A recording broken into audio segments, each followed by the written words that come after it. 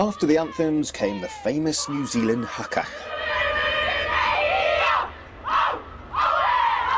A first-time experience for many of England's women, and one they accepted with the message that they weren't going to back down to the world champions.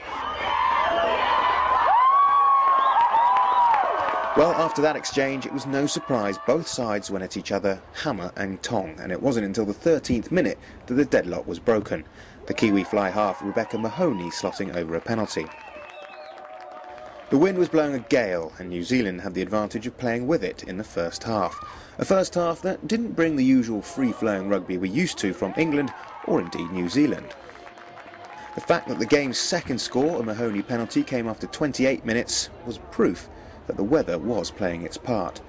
New Zealand, though, were dealt a double blow. With the clock showing a little more than half an hour played, the Black Ferns' open side flanker Justine Levere was given a 10-minute break. And 4 minutes later was joined by her number 8 Casey Robertson after she nearly took Rebecca Essex's head clean off. It was a nasty high tackle that deserved at least a yellow card. Thankfully, the England lot got back on her feet and managed to continue the game. A game now that England had a two-player advantage and a huge chance to get themselves on the scoreboard. But, such is the world champions' quality, it was New Zealand who scored. A short liner saw the Black Ferns get within metres of England's line, and when the ball was spun wide, the Kiwi inside centre, Amaria Rule, had just too much power and ran in to score a very important try for the visitors. Mahoney added the conversion, and England found themselves 13-0 down at the break.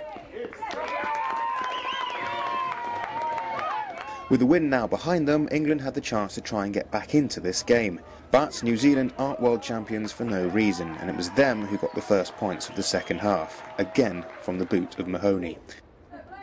Katie McLean had a shot at goal with the clock on 55 minutes, but it was turning out not to be her day. She did get another chance when Amy Turner took a quick tap penalty and spun the ball wide to find Rachel Burford, who chipped for the corner and sent Speeds the Cat Merchant chasing. But New Zealand got the cover across and the referee went back for the original offence.